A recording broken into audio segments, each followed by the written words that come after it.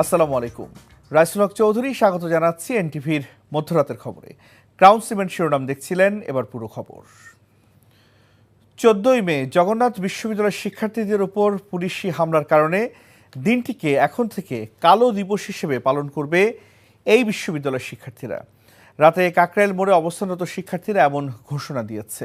ঘোষণায় আরও বলা হয়েছে, শুক্রবার সকালে বিশ্ববিদ্যালয়ের বর্তমান শিক্ষার্থীদের সঙ্গে শিক্ষক ও সাবেক শিক্ষার্থীরা যোগ দেবে, আর বাদ জুমা গণ অনশন শুরু করবে তারা। দিনভর সড়ক অবরোধ করে আন্দোলন করায় বন্ধ রয়েছে ওই এলাকার যান চলাচল। তামজিদ সুমনের রিপোর্ট। রাতেও থামেনি জগন্নাথ বিশ্ববিদ্যালয়ের শিক্ষার্থীদের আন্দোলন। দ্বিতীয় দিনের আন্দোলন সকাল থেকে সারাদিন গড়িয়ে রাত হয়ে গেলেও নিজেদের দাবিতে অনড় রয়েছেন তারা। ৭০% আবাসন ভাতা, বাজেট বৃদ্ধি এবং সব প্রকল্পে অগ্রাধিকার দেওয়ার দাবি নিয়ে আন্দোলন করছেন তারা। সাথে যুক্ত হয়েছে মঙ্গলবার আন্দোলনে পুলিশের হামলার বিচারের দাবির বিষয়টিও। বৃহস্পতিবার সকাল থেকেই রাজধানীর কাকরাইল মসজিদের সামনে সড়ক অবরোধ করে দাবি আদায়ের কর্মসূচি পালন করেন শিক্ষার্থীরা। আমাদের জগন্নাথের দাবিকে আজকে 20 বছর যাবতই তারা আমাদের যে দাবিগুলো ছিল বলতেছে তারা শুনবে, বাট পরবর্তীতে কোনো ব্যবস্থা নিচ্ছে না। এটা বছর পর বছর চলতেছে। রাজপথ থেকে ইনশাল্লাহ আমরা আমাদের দাবি আদায় করতে পারবো। আমরা যেহেতু জুলাই আন্দোলনে আমরা রাজপথে থেকে আমাদের দাবিগুলো আদায় করেছি, অবশ্যই আমরা আমাদের দাবি আদায় করে আমরা ঘরে ফিরবো। দুপুরের পর থেকে আন্দোলনের নতুন মাত্রা যোগ করে জগন্নাথের আন্দোলনরত শিক্ষার্থীরা বলছেন, দাবি আদায় না হওয়া পর্যন্ত শাটডাউন কর্মসূচিতে যাবেন তারা। যতক্ষণ পর্যন্ত না আমাদের দাবি আদায় না হচ্ছে ততক্ষণ পর্যন্ত আমরা এখান থেকে সরছি না, আমরা অনড় থাকছি। এছাড়া আমরা ক্লাস বা আমাদের ক্যাম্পাসে ফিরেও যাব না। শিক্ষার্থীদের সাথে একাত্মতা ঘোষণা করে বিশ্ববিদ্যালয়ের শিক্ষকরাও কঠোর আন্দোলনের হুঁশিয়ারি দিয়েছেন। এটা ক্ষমতা চালাচালির কোনো বিষয় না, চ্যালেঞ্জ তোলার কোনো বিষয় না। আমাদের যৌক্তিক দাবিটা তো আমরা আমাদের সরকারের কাছেই জানাবো। ওনারা যত দ্রুত এটা নিরসন করবে, এটা ওনাদের জন্য মঙ্গলজনক। না হয় থার্ড পার্টি এখানে সুযোগ নিতে পারে, তার দায় কিন্তু আমরা নিব না। আমরা আমাদের দাবি আদায়ে অনড় থাকবো। এই আন্দোলন যদি স্প্রেড আউট হয়, তো এইটা কতদূর সীমানায় ছড়িয়ে পড়বে এটা আপনিও বলতে পারবেন না, আমিও বলতে পারবো না। সকাল থেকে সড়ক অবরোধ করে জগন্নাথের শিক্ষার্থীদের আন্দোলন চলায় দীর্ঘ যানজটে ভোগান্তিতে পড়েন রাজধানীবাসী। Tamjid Suman, NTV news, Dhaka. কাকরাইল মোড়ে আছেন সহকর্মী আবির আহমেদ, সরাসরি যুক্ত হচ্ছেন তিনি। আবির, জগন্নাথ বিশ্ববিদ্যালয়ের শিক্ষার্থীদের অবস্থানের সর্বশেষ কি খবর আছে আপনার কাছে?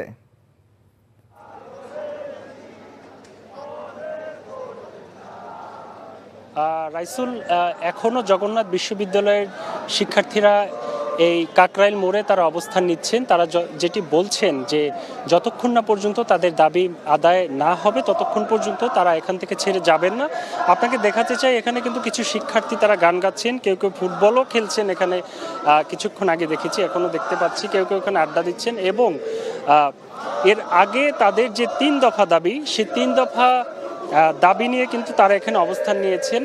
এবং বুধবারে কিন্তু তারা যমুনার সামনে অবস্থান নেওয়ার পরে তাদের সাথে পুলিশ যে তাদের উপরে হামলা করেছে তার নিন্দা জানিয়ে কিন্তু তারা এই 14 তারিখকে যেদিন হামলা করেছে সেই তারিখকে তারা কালো দিবস হিসেবে ঘোষণা করেছে। এবং আরেকটি বিষয় জানিয়ে রাখি, আগামী কাল সকাল থেকে কিন্তু বর্তমান ও সাবেক শিক্ষকদের সমাবেশ রয়েছে। বাদ জুমা গণ অনশনের কথাও কিন্তু রয়েছে। তারা বলছেন যে দাবি আদায়ের জন্য তারা এসেছেন, দাবি আদায় না করে তারা ঘরে ফিরবেন না। এদিকে পুলিশের হামলার বিচার ও 3 দফা দাবিতে এখনও তারা এখানে অবস্থান করছেন। সকাল 9টা থেকে দুপুর 12টা পর্যন্ত বিশ্ববিদ্যালয় থেকে অন্তত আনুমানিক 24টি বাস কাকরাইল মোড়ের উদ্দেশ্যে ছেড়ে যায়। এসব বাসে বিশ্ববিদ্যালয়ের শিক্ষার্থী ও কর্মকর্তারাও আন্দোলনে আসেন। জগন্নাথ বিশ্ববিদ্যালয়ে আবাসন ব্যবস্থা নিশ্চিত না হওয়া পর্যন্ত 70% শিক্ষার্থীর জন্য আবাসন বৃদ্ধি 2025-26 অর্থবছর থেকে কার্যকর করা, বিশ্ববিদ্যালয়ে 2025-26 অর্থবছরের জন্য প্রস্তাবিত পূর্ণাঙ্গ বাজেট কাটছাঁট না করেই অনুমোদন করা এবং বিশ্ববিদ্যালয়ের দ্বিতীয় ক্যাম্পাসের কাজ পরবর্তী একনেক সভায় অনুমোদন করে একাধিক প্রকল্পের আয়তায় বাস্তবায়ন করার জন্য কিন্তু এই 3 দফা দাবি এখানে চলছে। এখন পর্যন্ত তারা এই কাকরাইল মোড়ে অবস্থান নিচ্ছেন এবং কিছুক্ষণ আগে একটি গণবিজ্ঞপ্তিতে জামাত ইসলামী জানিয়েছে তারা এই দাবিকে যৌক্তিক বলে এবং এই দাবিটি যাতে মেনে নেওয়া হয় এবং মাহফুজ উপদেষ্টা যার উপরে বোতল ছোড়া হয়েছে সে ঘটনায় যে শিক্ষার্থী রয়েছেন তিনি কিন্তু বলেছেন তিনি ইচ্ছা করে সেটি করেননি, যেটি এখানে বলা হয়েছে। এখন পর্যন্ত এখান থেকে সর্বশেষ হচ্ছে তারা দাবি আদায় না হওয়া পর্যন্ত তারা এখানে অবস্থান নেবেন। রাইসুল। কাকরাইল মোড় থেকে জানাচ্ছিলেন আবির আহমেদ। 5ই আগস্ট পরবর্তী বাংলাদেশে ঢাকা বিশ্ববিদ্যালয়কে নিরাপদ রাখতে ব্যর্থ হয়েছে বিশ্ববিদ্যালয় প্রশাসন। তাদের ব্যর্থতার কারণেই সাম্যসহ গত 9 মাসে 2টি হত্যাকাণ্ড ঘটেছে বলে অভিযোগ করেছেন ছাত্রদলের নেতারা। সাম্য হত্যার বিচারের দাবিতে ভিসির বাসভবনের সামনে অবস্থান কর্মসূচি থেকে এসব কথা বলেন তারা। বৃহস্পতিবার সাম্যের প্রতি শ্রদ্ধা জানিয়ে বিশ্ববিদ্যালয় প্রশাসন অর্ধবেলা সকল ক্লাস ও পরীক্ষা স্থগিত করে। বিস্তারিত নাহিদ প্রিন্সের রিপোর্টে। ঢাকা বিশ্ববিদ্যালয়ের শিক্ষার্থী ও ছাত্রদল কর্মী শাহরিয়ার আলম সাম্য হত্যার বিচার ও নিরাপদ ক্যাম্পাসের দাবিতে বৃহস্পতিবার কালো ব্যাজ ধারণ করে ভিসির বাসভবনের সামনে অবস্থান নেয় ছাত্রদলের নেতাকর্মীরা। সকাল থেকে বিভিন্ন কলেজ ও বিশ্ববিদ্যালয়ের ছাত্রদলের নেতাকর্মীরা ভিসির বাসভবনের মূল ফটকে অবস্থান নিয়ে সহপাঠী ও দলীয় কর্মী হত্যার সুষ্ঠু বিচার দাবি করেন তারা। ঢাকা বিশ্ববিদ্যালয়ের আশপাশের সংলগ্ন যে এরিয়া, সেখানে এই সকল সন্ত্রাসীরা আড্ডাখানায় পরিণত হয়েছে। আমরা দেখতে পেলাম আমাদের ছাত্রদল নেতা শাহরিয়ার আলম সাম্যের খুনের মধ্য দিয়ে সেটি প্রমাণ পেয়েছে। আইন শৃঙ্খলা অবস্থা অবনতি হয়, এই সম্পূর্ণ দায় দায়িত্ব এই প্রশাসনকে বহন করতে হয় এবং তাদের দায়িত্বের চরম অবহেলা আছে, এটা এই সাম্য খুনের মাধ্যমে এটা দৃশ্যমান। ঢাকা বিশ্ববিদ্যালয় প্রক্টোরিয়াল টিম এবং ঢাকা বিশ্ববিদ্যালয় ভিসি, পাশে রমনা থানা, শাহবাগ থানা, তারা যদি তাদের দায়িত্বশীলতার জায়গা থেকে সঠিক দায়িত্ব পালন করতো, আমরা মনে করি এমন ঘটনা ঘটতো না। অবস্থান কর্মসূচিতে অংশ নেয় ছাত্রদলের কেন্দ্রীয় সভাপতি। বলেন, সাম্য হত্যা নিয়ে নোংরা রাজনীতি করছে একটি দল। বিশ্ববিদ্যালয়ের সম্মানিত ভিসি স্যার এবং প্রফেসর আজকের দিন পর্যন্ত তাদের যে নিরাপত্তার যে সংকট ঘাটতি ছিল, সেই তার স্বীকারোক্তি কিংবা সে ধরনের কোনো ব্যাখ্যা তারা প্রদান করেনি। আমরা নিন্দা জানাচ্ছি, তারা নীরব ভূমিকা পালন করছে। ছাত্র শিবিরের কড়া সমালোচনা করেন ছাত্রদল সভাপতি। বলেন, সামনের দিনের রাজপথ ছাত্রদলের দখলে থাকবে। স্বাধীনতার পর থেকে কার কি অর্জন আমরা অবগত রয়েছি। ছাত্র সমাজের পক্ষে, সাধারণ শিক্ষার্থীদের পক্ষে এই ছাত্রদল ব্যতীত আর কোন ছাত্র সংগঠন উল্লেখযোগ্য কোনো অর্জন নেই। ঢাকা বিশ্ববিদ্যালয়ের শিক্ষার্থী হত্যার ঘটনায় বৃহস্পতিবার শোক পালন করে বিশ্ববিদ্যালয় প্রশাসন। এদিন অর্ধবেলা ক্লাস ও পরীক্ষা স্থগিত রাখা হয়। এদিকে সাম্য হত্যার ঘটনায় রাজধানীর সোহরাওয়ার্দী উদ্যানে অভিযান চালিয়ে সব অবৈধ স্থাপনা গুড়িয়ে দিয়েছে ঢাকা দক্ষিণ সিটি কর্পোরেশন। ভেঙে ফেলা হয়েছে ভাসমান ঘরগুলো। Nahid Prince, NTV news, Dhaka. বিএনপির জাতীয় স্থায়ী কমিটির সদস্য মির্জা আব্বাস বলেন, অন্তর্বর্তীকালীন সরকারের 8 মাসে দেশ থেকে 90,000 কোটি টাকা পাচার হয়েছে। চাঁদাবাজির সাথে এখন বিএনপি নয়, সরকারের লোকজনই জড়িত বলেও অভিযোগ করেন তিনি। বৃহস্পতিবার বিকেলে কুমিল্লা শিল্পকলা একাডেমিতে বিএনপির সদস্য ফর্ম বিতরণ ও সদস্য নবায়ন কর্মসূচির উদ্বোধনী অনুষ্ঠানের প্রধান অতিথির বক্তব্যে এসব কথা বলেন তিনি। বলেন, দেশের স্বাধীনতা, সার্বভৌমত্ব বর্তমান সরকারের কাছে নিরাপদ নয়। করিডোর দেওয়ার সিদ্ধান্ত দিবে নির্বাচিত সরকার। সাজেক ও সেন্ট মার্টিন করিডোর নিয়ে সরকারের অবস্থান সুস্পষ্ট করার আহ্বান জানান তিনি। বলেন, বিএনপির এখনও সুদিন আসেনি। আগে বিএনপির শত্রু ছিল আওয়ামী লীগ, এখন বিএনপির অনেক শত্রু হয়েছে। এই সরকারের একজন মন্ত্রী বলেছে বাংলাদেশের মানচিত্র বদল হয়ে যেতে পারে। আমি এখনো বুঝি না এই কথা বলার পরে এখনো কিভাবে তিনি অ্যাডভাইজার আছেন। আমাদের মুরিং পোর্ট এইটা বিদেশির হাতে দেওয়ার পায়তারা চলছে কেন? যত উন্নত করা সম্ভব সেটা আমরাই করব, বিদেশি কোনো শক্তির প্রয়োজন নাই।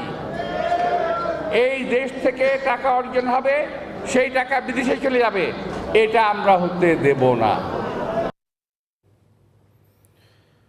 জুলাই গণ অভ্যুত্থানে শহীদ পরিবার এবং আহত ছাত্র জনতার কল্যাণ ও পুনর্বাসন অধ্যাদেশ 2025-এর খসড়ার নীতিগত ও চূড়ান্ত অনুমোদন দিয়েছে উপদেষ্টা পরিষদ। বৃহস্পতিবার প্রধান উপদেষ্টা তেজগাঁও কার্যালয়ে অনুষ্ঠিত উপদেষ্টা পরিষদের নিয়মিত বৈঠকে এই অনুমোদন দেওয়া হয়। অন্তর্বর্তীকালীন সরকারের প্রধান উপদেষ্টা অধ্যাপক মোহাম্মদ ইউনুস এই বৈঠকে সভাপতিত্ব করেন। এই অধ্যাদেশে গৃহায়ণ ও গণপূর্ত মন্ত্রণালয়, বিদ্যুৎ, জ্বালানি ও খনিজ সম্পদ মন্ত্রণালয়, এলজিআরডি মন্ত্রণালয়, স্বাস্থ্য ও পরিবার কল্যাণ মন্ত্রণালয় এবং মৎস্য প্রাণী সম্পদ মন্ত্রণালয়ের উপদেষ্টাবৃন্দের সমন্বয়ে একটি কমিটি গঠন করা হয়েছে। এছাড়া জাতীয় মুক্তিযোদ্ধা কাউন্সিল অধ্যাদেশ 2025-এর খসড়ারও নীতিগত ও চূড়ান্ত অনুমোদন দেওয়া হয় এই বৈঠকে। পাশাপাশি জাতীয় জিন ব্যাংক ব্যবস্থাপনা নীতিমালা 2024 বিষয়ে একটি প্রতিবেদন বৈঠকে উপস্থাপিত হয়। এ বিষয়ে উপদেষ্টাগণ আলোচনা করেন। অবশেষে খুলতে যাচ্ছে বহুল প্রতীক্ষিত মালয়েশিয়ার শ্রমবাজার। আগামী 6 বছর 12 লাখ কর্মী যাবে বাংলাদেশ থেকে, আর আগামী 1 বছরে 20,000-এর অধিক কর্মী বিনা খরচে দেশটিতে যাওয়ার সুযোগ পাবে।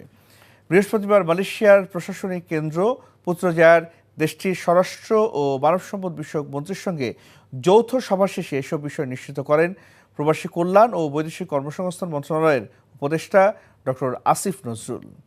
মালয়েশিয়া থেকে পাঠানো রিপোর্ট জানাচ্ছেন নাজিবুর রহমান।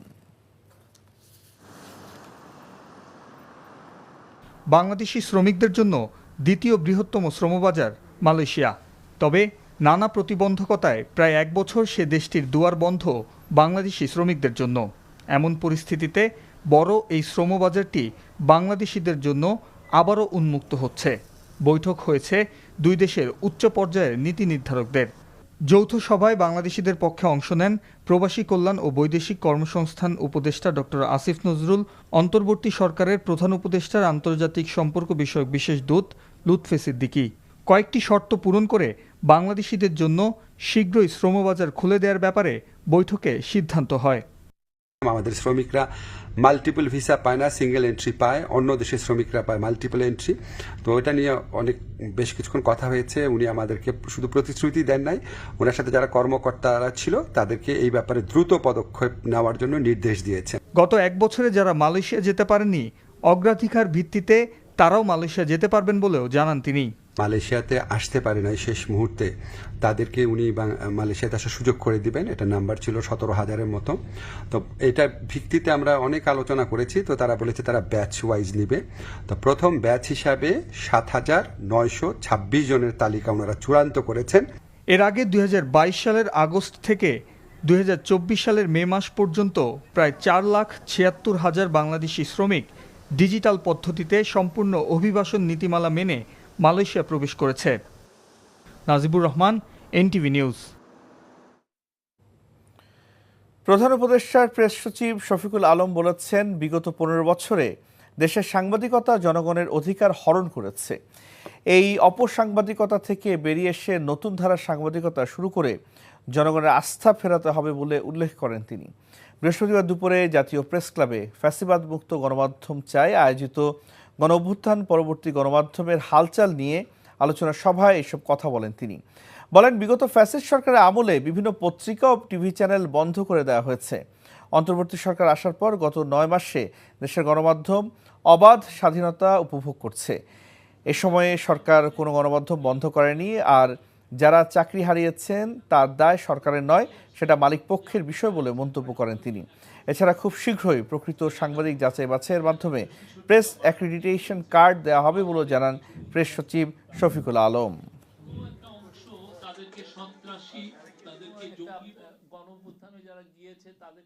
এই গভর্নমেন্ট কোনো নিউজ আউটলেট বন্ধ করেনি। কিছু কিছু জার্নালিস্ট জব হারিয়েছে, এটা সত্য, আমরা অস্বীকার করছি না। কিন্তু কথা হচ্ছে, এই জব হারানোর জন্য এটা কি ইন্টারিম গভর্নমেন্টের দায় নাকি মালিকদের দায়? মালিকরা তাদের পুঁজিকে প্রোটেক্ট করতে যে, তার বিজনেস ইন্টারেস্টকে প্রোটেক্ট করতে যে তারা সাংবাদিকদেরকে জব খাচ্ছেন। তদবির বাণিজ্য সহ দুর্নীতির নানা অভিযোগে এলজিআরডি উপদেষ্টা আসিফ মোহাম্মদ সজীব ভূঁইয়ার সাবেক এপিএস মজেব হোসেনকে আগামী 22 মে তলব করেছে দুদক। বৃহস্পতিবার বিকেলে দুদক কার্যালয় সংস্থাটির মহাপরিচালক আক্তার হোসেন এই তথ্য জানান। এ সময় তিনি আরও জানান, একই অভিযোগে স্বাস্থ্য উপদেষ্টা নূরজাহান বেগমের সাবেক পিও তুহিন ফারাবিকে 20 মে এবং এনসিবির সাবেক নেতা গাজী সালাউদ্দিনকে 21 মে তলব করেছে দুদক। এছাড়া 400 কোটির বেশি টাকা ঋণের নামে আত্মসাতের অভিযোগে সাদ বুসা গ্রুপের কর্ণধার মোহাম্মদ মহসিন, ন্যাশনাল ব্যাংকের পরিচালনা পর্ষদের সদস্য রণহক শিকদার, রিক হক শিকদার সহ 16 জনের বিরুদ্ধে মামলা করেছে দুদক।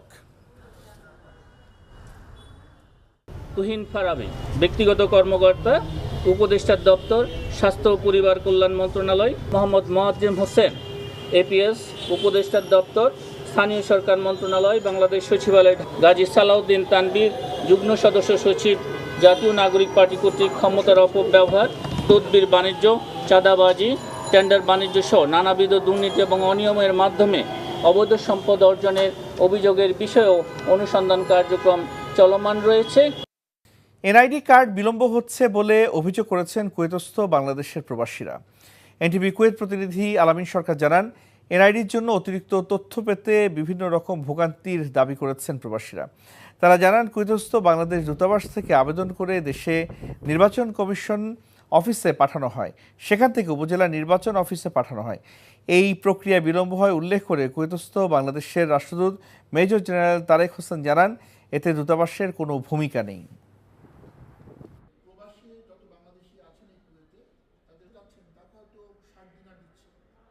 কোনো প্রবাসী বাংলাদেশি যখন দূতাবাসে আসছেন, এনআইডি করতে চাচ্ছেন, তার নির্দিষ্ট তথ্য তিনি পূরণ করছেন, তার biometric data, fingerprint, iris scan এগুলো করা হচ্ছে, পরে আমরা দেশীয় নির্বাচন কমিশনে পাঠাচ্ছি।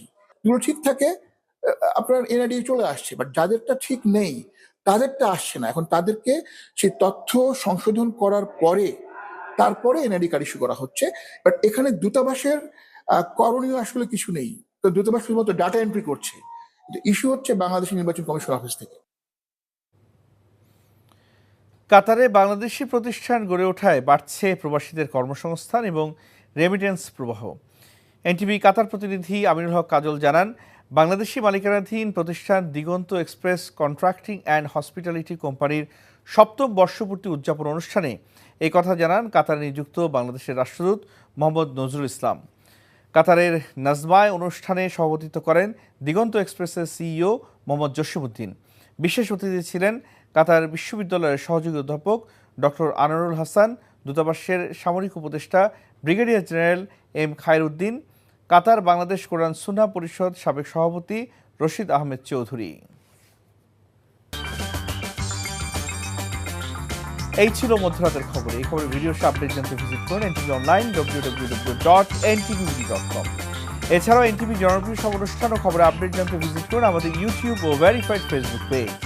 সকাল 7:30টায় সকালের খবর দেখার আমন্ত্রণ রইল। ধন্যবাদ সবাইকে।